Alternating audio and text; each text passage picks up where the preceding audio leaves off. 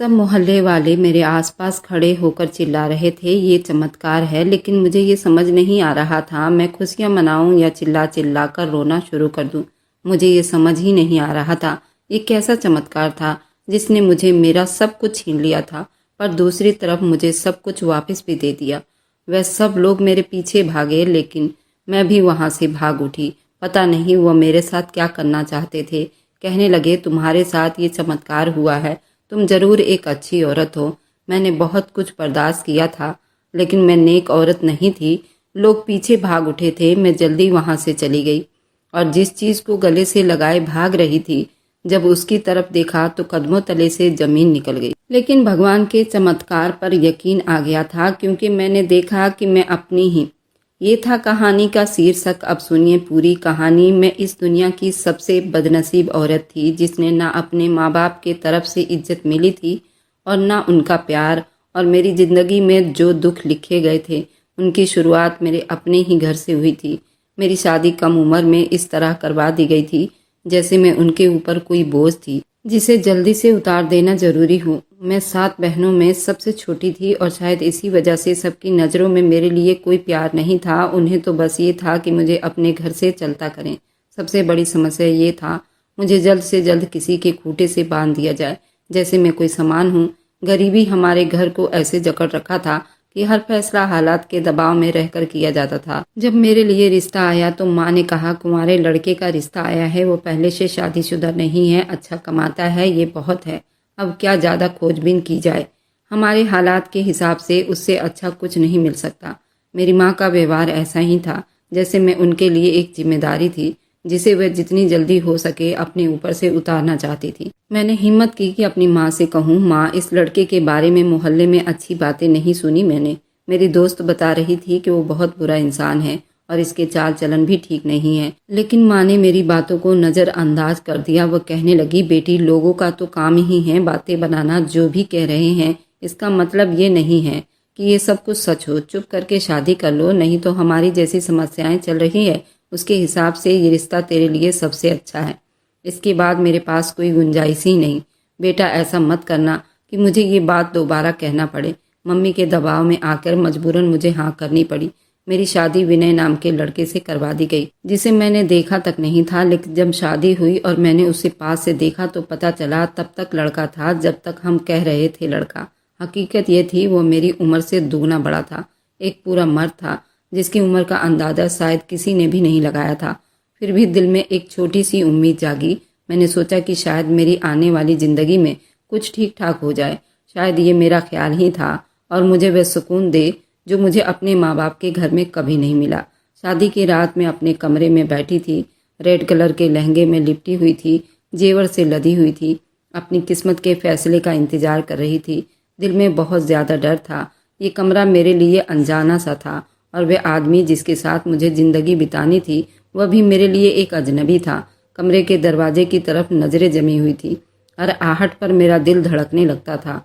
हर पल किसी अनजानी हकीकत के सामने आने का इंतजार था। शादी की रात जब मैं दिल में उम्मीदों के छोटे दिए जला रही थी, अपने कमरे में बैठी थी, तब कुछ ऐसा हुआ जिसका मुझे सबसे ज़्यादा डर था। मेरे पति विनय के कमरे में आते ही अपने व्यवहार से बता दिया कि वो कैसा इंसान है। उसने मेरी तरफ देखा भी नहीं, मगर अपनी जगह बैठकर अपनी बात शुरू कर दी, जैसे उसे इस पल का बहुत देर से इंतजार था। सुनो, मैं तुम्हें अपनी पत्नी बनाकर नहीं लाया हूँ।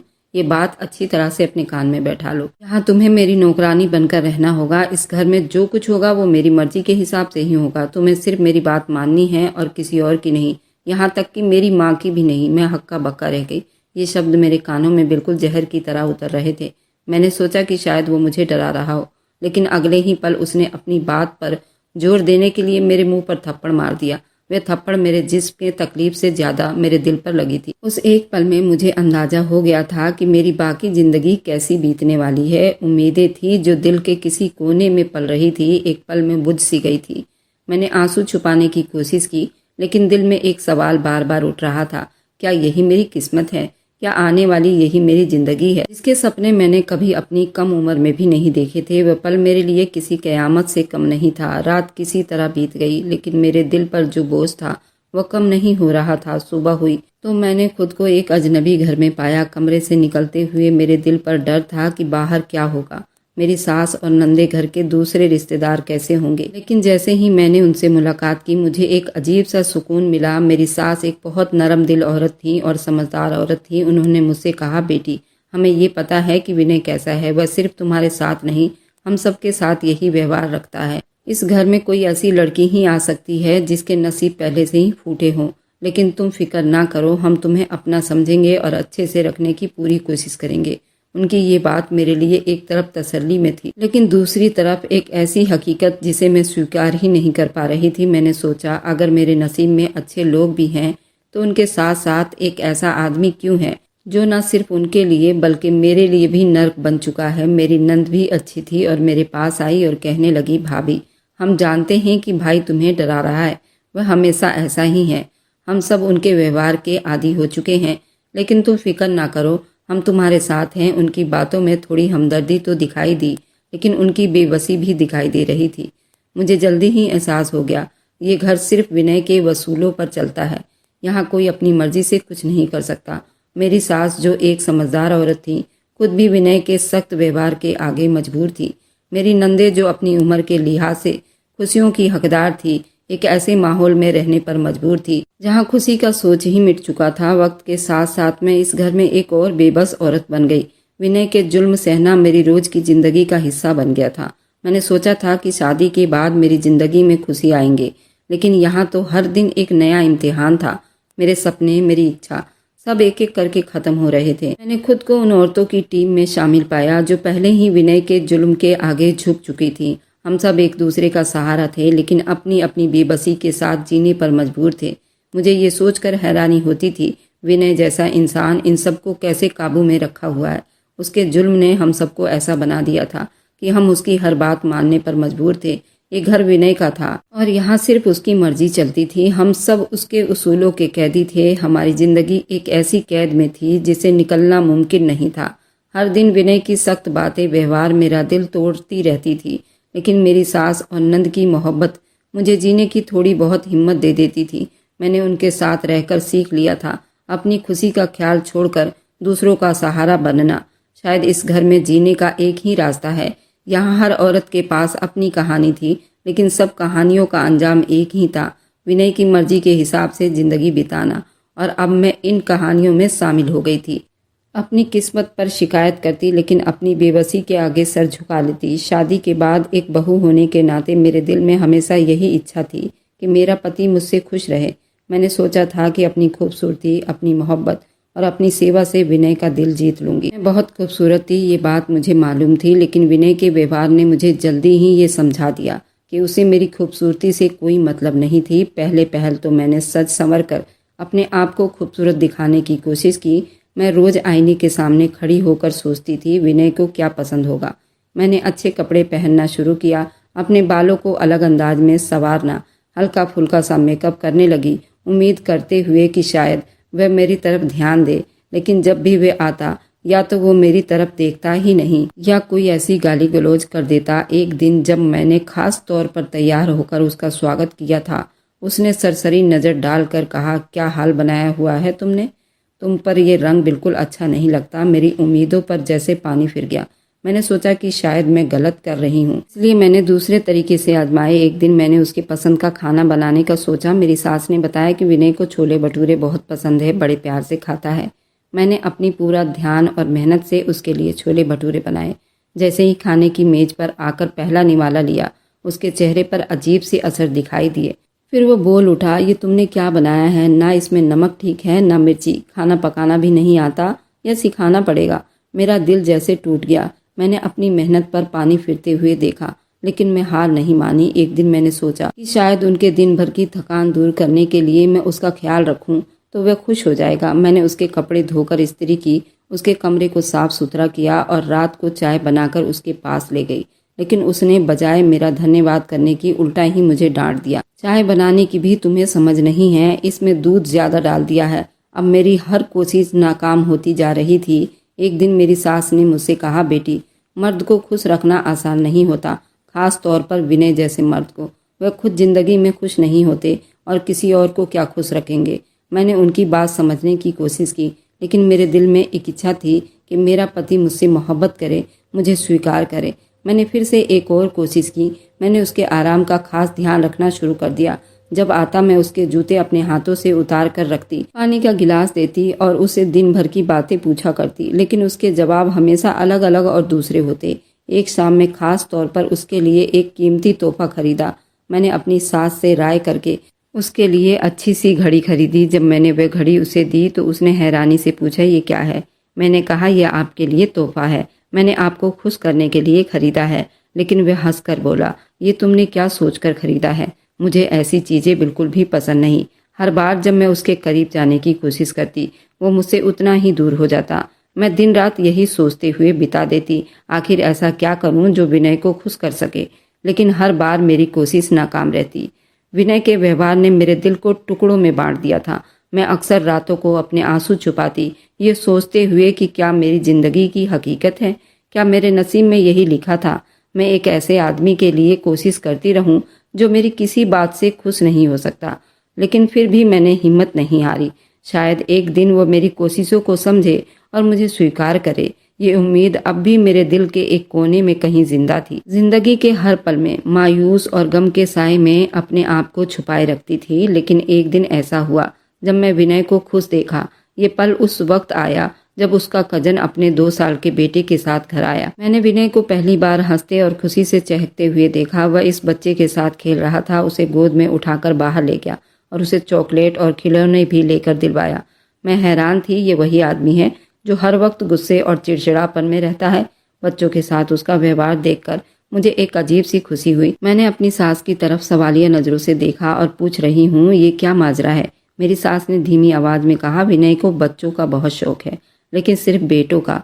अगर तुझे बच्चा हो जाए और वो भी बेटा हो, शायद उसका व्यवहार बदल जाए। बेटे के लिए तरस रहा है और बेटा ही उसके दिल को नरम कर सकता है। उनके शब्दों ने मेरे दिल में एक उम्मीद की किरण जगा दी थी। मैंने सोचा शायद यही वो रास्ता है जिससे मैं अपनी जिंदगी को ठीक बना सकती हूँ। शायद एक बेटा मेरे और विनय के रिश्ते को मजबूत कर दे। उस दिन से मेरी प्रार्थनाएं और इच्छा बदल गई। मैं हर पूजा आराधना में भगवान से प्रार्थना करने लगी, मुझे औलाद की खुशी दे दे और वो बेटे की सूरत में हो। मेरी हर सोच, हर सपना, हर प्रार्थना में अब सिर्फ एक ही इच्छा थी कि मैं विनय के बेटे की मां बन जाऊं। मैंने अपनी जिंदगी में एक नया मकसद पाया। मैंने अपने आप को सेहतमंद रखने की भरपूर कोशिश की। मैंने अच्छे आहार खाना शुरू कर दिए और अपने आप का ख्याल रखने लगी। हर पल एक नई उम्मीद के साथ बिताती कि जल्दी ही मेरी प्रार्थनाएं स्वीकार हो जाए। जब मैं अपने कमरे में होती तो अक्सर अपने दिमाग में ये सोचती रहती कि मैं विनय को कब खुशखबरी सुनाऊंगी कि वो बाप बनने वाला है। मैं उसके चेहरे पर खुशी और हैरानी देखने की इच्छा रखती थी। मैंने सपना देखा, विनय मेरे साथ बैठा है, मेरा हाथ पकड़कर कह रहा है, तुमने मुझे दुनिया की सबसे बड़ी खुशी दी। लेकिन मेरे दिल के किसी कोने में एक डर भी था। अगर मेरी उम्मीद पूरी नहीं हुई तो क्या होगा? अगर मेरे नसीब में वह खुशी नहीं जो मैं इतने यकीन से मांग रही हूँ। मैंने अपना डर दिल में दबाया और अपनी प्रार्थना में और ज्यादा मजबूती ले आई।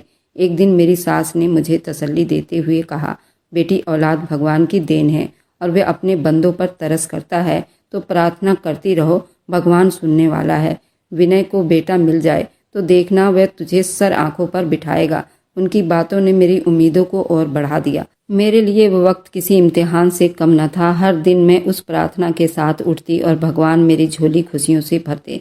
मैंने सोचा अगर विनय को बेटे की खुशी मिले तो शायद वो मेरी तरफ ध्यान देना शुरू कर दे। मेरी सास की बातों ने मेरे सोच को एक नया मोड़ दे दिया था और मैंने दिल व जान से इस उम्मीद को थाम लिया कि एक दिन मेरा पति मुझसे मोहब्बत करेगा, मेरी इज्जत करेगा, मेरे रिश्तों में खुशियों की बहार आएगी। अब मेरी जिंदगी का हर पल इसी एक प्रार्थना के आसपास घूमता रहता था। मैंने अपनी सारी खुशियों और गमों को एक तरफ रख दिया और भगवान के ऊपर भरोसा किया और उम्मीद बांध ली कि एक दिन विनय की नज़रों में मेरी अहमियत बदल जाएगी। विनय के घर की हालत देखकर ही अंदाजा होता था ये बहुत पुराना मकान है। इसकी दीवारें पत्थर की बनाई हुई थी और छत इसका बहुत डिजाइन वाला था। घर का आंगन बहुत ही बड़ा था, लेकिन था तो मिट्टी का, लेकिन डिजाइनदार बना हुआ था। ये मकान बहुत ही पुराना बना हुआ था और उसकी पुरानी नींव को देखकर अक्सर लोग इसे अपने किस्से कहानियों से जोड़ देते। एक दिन विनय के एक जानने वाले ने उसे बताया, इस आंगन में कुछ ऐसा खास है, सुना है यहाँ के लोगों ने अपना खजाना यहाँ गाड़ रखा है। सोना और कीमती जेवरात किसी डिब्बे में बंद करके इसी आंगन के नीचे दबा दिए गए थे। अगर तुम उसे अपने आंगन में ढूंढ लो तो तुम्हारी किस्मत बदल सकती है।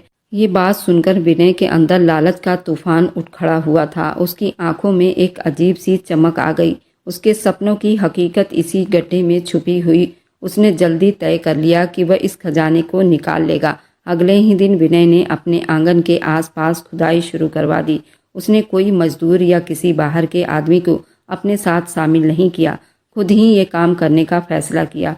उसका कहना था अगर किसी और की मदद लेगा तो उसे इस खजाने में से बांटना पड़ेगा और ये मेरा हक है और मैं उसे किसी के साथ शेयर नहीं करना चाहता। विनय दिन रात इस काम में जुट गया। हर कोई हैरान था वह क्या कर रहा है।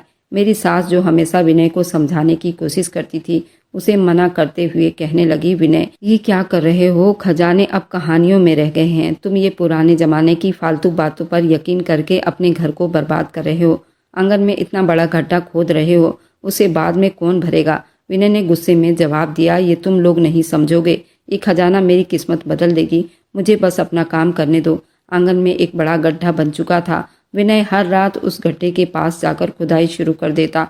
वह आधी रात को उठता, किसी जुनूनी आदमी की तरह जमीन खोदने लगता और अपने हाथों से मिट्टी निकालता रहता। उसकी हालत देखकर मुझे उस पर तरस आता, लेकिन कुछ कहने की हिम्मत मुझ में नहीं होती।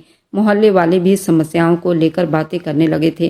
कोई कहता विनय तो पागल हो गया है, कोई कहता लालच इंसान को बर्बाद कर देता है, देखना ये सब उसे किसी मुसीबत में डाल देगा। लेकिन विनय किसी की बात को सुनने को तैयार ही नहीं था। वह कहता जब खजाना मिलेगा तो सबके मुंह बंद हो जाएंगे। एक दिन मेरी सास ने थक हार कर कहा, विनय अगर सच में खजाने का पता लगाना है तो किसी एक्सपर्ट की मदद लो, ये तुम्हारी बस की बात नहीं है। लेकिन विनय ने उनकी बात को भी नज़रअंदाज कर दिया। उसका कहना था किसी को लाया तो फिर खजाना उसके साथ बांटना पड़ेगा। मैं ये सब खुद ही करूँगा और खुद ही इस गड्ढे को बंद भी करूँगा। विनय की हालत हर दिन अजीब होती जा रही थी। वह लालच की दलदल में ऐसा धंस गया था कि अपनी बाकी जिम्मेदारियों को भी नज़रअंदाज करने लगा था। घर की हालत खराब होती जा रही थी, लेकिन उसका सारा ध्यान सिर्फ उसी गड्ढे की खुदाई पर था। रातों को जब सब लोग सो जाते तो मैं उस गड्ढे के पास खड़ी होकर उसे देखती। वह मिट्टी खोद रहा होता, जमीन पर बैठा कुछ तलाश कर रहा होता और खजाने की जगह अंदाज लगा रहा था। मुझे ये सब देखकर डर लगता था, लेकिन मैं कुछ ना कर सकती थी। इस गड्ढे की खुदाई और विनय की लालच ने मुझे इस बात का एहसास दिलाया, सच लालच से बुरी चीज़ और कोई नहीं। वे खजाने की तलाश में अपना सुकून, अपनी ज़िंदगी, अपने रिश्ते सब कुछ दांव पर लगा रहा था। लेकिन अफसोस उसे ये बात समझ नहीं आ रही थी कि ज़मीन में दफन सोना उसकी ज़िंदगी के दुखों का इलाज नहीं कर सकता। भगवान ने मुझ पर अपनी कृपा की और मुझे ये खुशखबरी मिली कि मैं माँ बनने वाली हूँ। ये खबर मेरे लिए किसी रोशनी की किरण से कम नहीं थी। मैंने दिल में सोचा कि शायद अब मेरी ज़िंदगी के दुख खत्म हो जाएगा। विनय भी इस बात से बहुत खुश हुआ।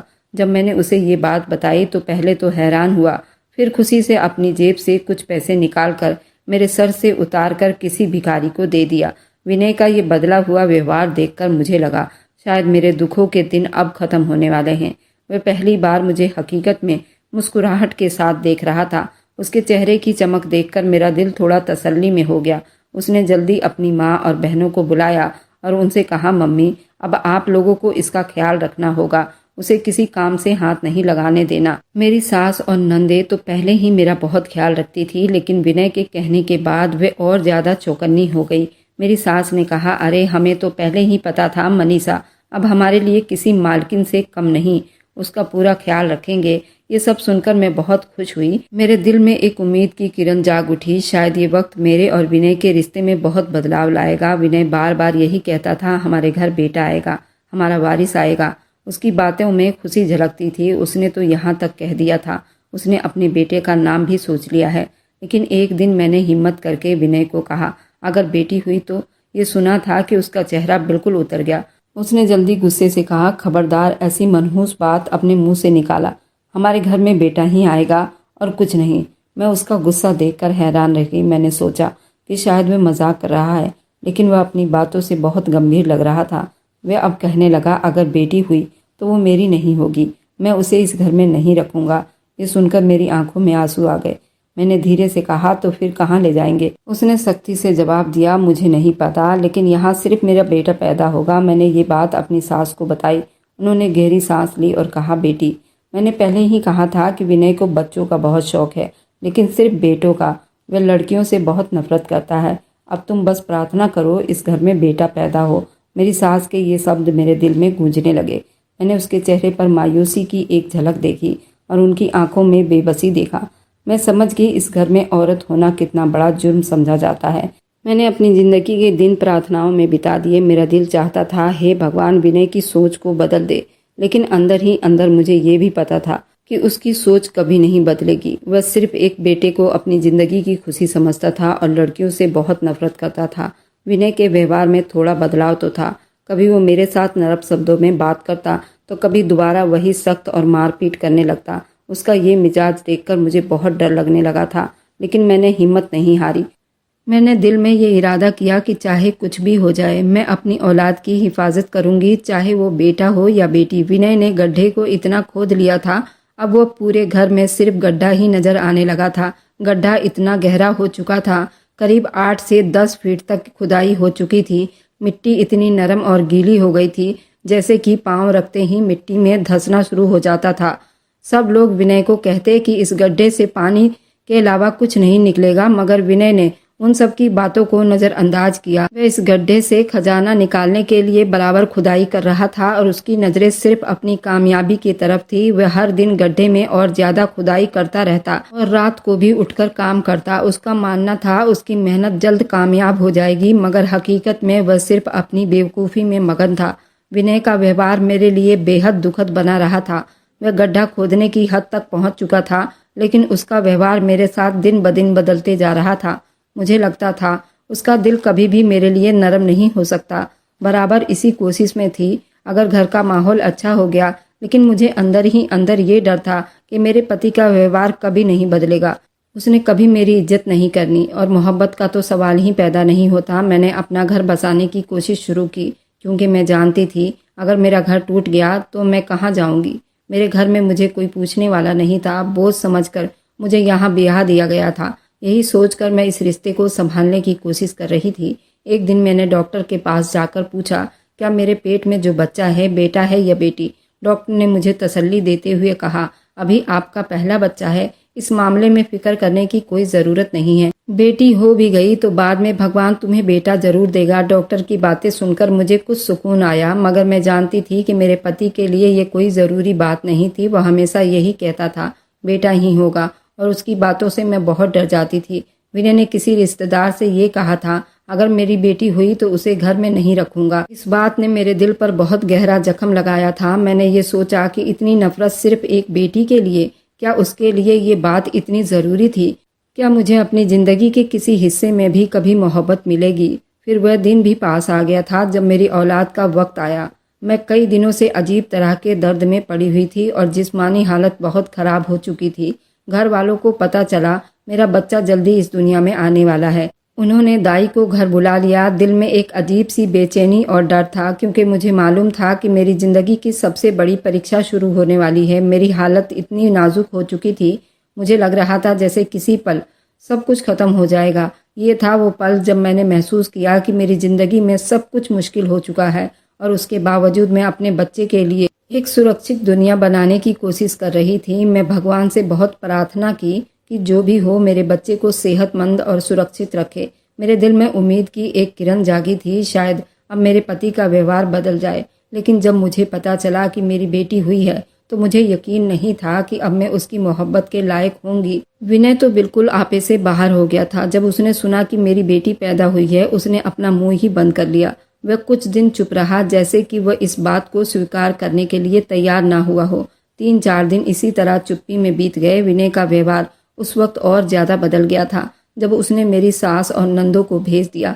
उसने कहा कि किसी का देहांत हो गया है और सबको वहां जाना होगा। सास और नंद ने इस बात पर ऐतराज किया, अभी अभी घर में बच्चा हुआ है, हमें मनीषा का ख्याल रखना है। विनय ने ठंडे शब्दों में कहा, मैं मर गया हूँ क्या? मैं ख्याल रख लूंगा। ये सुनकर मेरी सास ने भी मना कर दिया और कहा, वह नहीं जाएंगे। विनय ने उनसे गुस्से से कहा, अगर तुमने मना किया तो तुम्हें यहाँ से निकलना होगा। इस बात को कई दिन बीत गए। उस बीच मैंने अपने दिल में तय किया था कि अब मुझे एक आखिरी कोशिश कर लेनी चाहिए। एक दिन मैं विनय से कहा, तुमने अपनी बेटी को अभी तक गोद में नहीं उठाया, क्यों ना इसे स्वीकार कर लो, बेटा भगवान अगली बार दे देगा। जब मैं ये बात कह रही थी, हम दोनों गड्ढे के पास खड़े थे। विनय ने थोड़ी देर के लिए चुप रहा और फिर अचानक मेरी तरफ हाथ बढ़ाया। उसके बाद उसने कहा, लाओ मेरी बेटी, मुझे पकड़ा दो। ये सुनकर मेरी आंखों में खुशी के आंसू आ गए थे। वह पल मेरी जिंदगी का सबसे खूबसूरत पल था, क्योंकि विनय का दिल मेरी बेटी के लिए नरम होता हुआ दिखाई दे रहा था। उसने बेटी को गोद में उठाया और फिर कुछ देर तक उसे प्यार से देखता रहा। मैंने उसके चेहरे पर पहली बार वो मोहब्बत और तसल्ली देखी जो एक बाप अपने बच्चे के लिए महसूस करता है। उस पल मुझे लगा था जैसे मेरे पति का दिल जो पहले हमेशा खराब था, अब मेरी बेटी के लिए नरम पड़ गया है। वह पल मेरी जिंदगी का यादगार पल बन गया था। मुझे उम्मीद थी कि अब हमारा रिश्ता ठीक हो जाएगा, क्योंकि शायद मेरी बेटी ये वजह बन गई थी जिसे विनय का दिल पिघल गया था। मेरा अंदाजा गलत साबित हुआ और मैंने जो उम्मीद की थी विनय का दिल मेरी बेटी के लिए नरम हो जाएगा, वह बिल्कुल भी ठीक नहीं था। हकीकत में उसके दिल में जो नफरत थी वह खत्म होने वाली थी। उसने मेरी बेटी के लिए कोई हमदर्दी नहीं दिखाई थी, बल्कि उसने मेरी सास और नंदों को इसलिए भेजा था ताकि वह अपने करतूतों को सर अंजाम दे सके। एक दिन जब विनय ने महसूस किया कि उसका कोई भी गड्ढा खोदने का मंसूबा कामयाब नहीं हो रहा और मेरी बेटी के लिए उसकी नफरत में कोई कमी नहीं आ रही थी, उसने एक बहुत घिनौना काम कर दिया। वह मेरी बेटी को गड्ढे में फेंकने की कोशिश कर रहा था। असल में उसने अपनी बेटी को गड्ढे में फेंक भी दिया था। मैं गम के मारे बेहाल हो गई थी, लेकिन भगवान की कृपा ने उस पल मेरी मदद की। जब मेरी बेटी गड्ढे में गिर गई, ऊपर से मिट्टी फेंकी जाने लगी, मुझे लगा कि मेरी बेटी को बचाना अब मुश्किल हो जाएगा। लेकिन उस बीच भगवान ने एक चमत्कार किया। जब विनय का पांव फिसल गया, वह भी उसी गड्ढे में गिर गया जहां उसने बेटी को फेंका था। मैं जल्दी उस गड्ढे में उतर गई और अपनी बेटी को बचाने की कोशिश की। भगवान का धन्यवाद था, मेरी बेटी तो बच गई, मगर विनय का पूरा शरीर दलदल में धंस चुका था। दलदल इतनी गहरी फिसलन हो चुकी थी कि विनय की हालत देखकर मुझे और भी ज्यादा डर लग रहा था। मैंने जल्दी से इधर उधर से रस्सी ढूंढनी शुरू की, लेकिन उसकी हालत तेजी से बिगड़ती जा रही थी। मैंने हर मुमकिन कोशिश की उसको बचा लूं, लेकिन मिट्टी की जड़ और दलदल की गहराई ने विनय को और ज्यादा नीचे धकेल दिया। इसी बीच मेरी चीख सुनकर मोहल्ले वाले भी दौड़ते हुए आ गए। उन्होंने विनय को बाहर निकालने की कोशिश की, लेकिन जब तक वह उसे बाहर निकाल पाते तब तक विनय की सांस रुक चुकी थी। उसके जिस्म में जान नहीं थी और उसका चेहरा मिट्टी से काला हो चुका था। मैंने बहुत कोशिश की, मगर मेरी मदद से कुछ भी नहीं हो सका। ये पल मेरी जिंदगी का सबसे कठिन और तकलीफ भरा पल था। वह आदमी जो मेरी जिंदगी का हिस्सा बन चुका था, जिसने मुझे और मेरी बेटी को कई बार परेशानी दी थी, अब मेरी आंखों के सामने जिंदगी की बाजी हार चुका था। उसकी मौत ने मेरे दिल में कोई खास दुख नहीं पैदा किया, बल्कि मुझे ये महसूस हुआ कि उसकी मौत के साथ एक दुख भरी जिंदगी अब खत्म हो चुकी है। मेरी जिंदगी में एक नया मोड़ शुरू होने जा रहा था। विनय की मौत के बाद हमारी जिंदगी में एक ऐसी चुप्पी छा गई थी जो जुबान से नहीं बल्कि दिल की गहराइयों से महसूस की जा सकती थी। मैंने जिस दिल के साथ विनय को अपना जीवन साथी बनाया था, उस दिल के साथ उसकी जिंदगी के जाने से स्वीकार किया था। मेरे दिल में ये सवाल उठ रहे थे कि विनय के अंदर इतनी नफरत कहाँ से आ गई? क्यों उसने अपनी बेटी को इस तरह नज़रअंदाज किया? और क्यों उसका दिल इतना पत्थर का हो गया था कि वह अपनी ही औलाद को मिट्टी में दफन करना चाहता था? इस सवाल का जवाब मैं खुद ढूंढना चाहती थी और हम सब अपने दुख में मगन थे।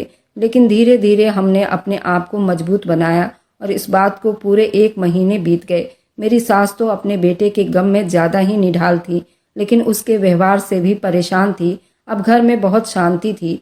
मैंने अपने सास से पूछा, आखिर तुम्हारे बेटे के अंदर बेटी के लिए इतनी नफरत क्यों थी? उन्होंने कहा, इस खानदान के लोग ही ऐसे थे, सिर्फ बेटे को ही चाहते थे। बेटी होना इस खानदान की इज्जत को मिट्टी में मिलाने जैसा था। जब तुम्हारी नंद पैदा हुई थी तो मेरे पति भी ऐसे ही थे। भगवान की कृपा थी, मैंने बेटे को जन्म पहले दिया था, इसलिए मेरी बेटी को इस घर में स्वीकार किया गया। नहीं तो कोई भी मेरी बेटी को नहीं चाहता था सिवाय मेरे। इसी तरह मेरे 2 बेटी और हो गई, जिसकी वजह से मेरी इज्जत और मर्तबा इस घर में बहुत कम हो गया। और जब तुम इस घर में आई थी तो मुझे बहुत डर लग रहा था कहीं तुम भी बेटी को जन्म ना दो, क्योंकि इस घर में बेटी की कोई अहमियत नहीं थी और आखिरकार तुमने एक बेटी को ही जन्म दिया और मेरे बेटे ने उस नफरत में अपने आप को ही मार डाला। अब हम तीनों ने मिलकर एक कसम खाई और कहा, अब हम अकेले जीना सीख लेंगे। हमने कुछ मजदूरों को बुलाकर उस घर की मरम्मत करवाई और इस घर के आगे के हिस्से को बेच दिया और जो पैसा आया उससे ही हमने एक अच्छा सा मकान बनवाकर उसी में रहने लगे। मैंने और मेरी नंद ने जॉब करना शुरू कर दिया। मेरी बच्ची को मेरी सास ने संभाल लिया। इसी तरह हमारे घर में कुछ दिनों बाद खुशियां लौट आई थी। मेरी सास ने मेरी नंद के लिए रिश्ता तय किया और उसकी शादी कर दी। अब हम तीनों ही इस घर में अकेले रहते थे। मेरी सास ने मुझे कई बार पूछा था, बेटा इस तरह अकेले जिंदगी कैसे बिताओगी, तुम शादी कर लो। पर मैं अपनी सास को छोड़कर नहीं जाना चाहती थी। एक बूढ़ी इंसान थी और वो बहुत अच्छी थी। उन्होंने अपने जीवन में कभी सुख नहीं देखा था। मैं चाहती थी कि उनको वह सब सुख दूं जो उन्होंने नहीं देखा था। वह हर रोज मुझे समझाती थी और कहती थी, बेटा तुम्हारा जीवन बहुत लंबा है, तुम अपने लिए कोई जीवन साथी चुन लो, मैं तुम्हारी बेटी के साथ रहूंगी। मैं उन्हें बार बार समझाती थी, माँ मैं आपको छोड़कर नहीं जा सकती। पर एक दिन जब मैं ड्यूटी से आई तो उन्होंने एक आदमी को घर में बुलाया हुआ था। वो मेरी सास की सहेली का लड़का था और काफी हैंडसम था।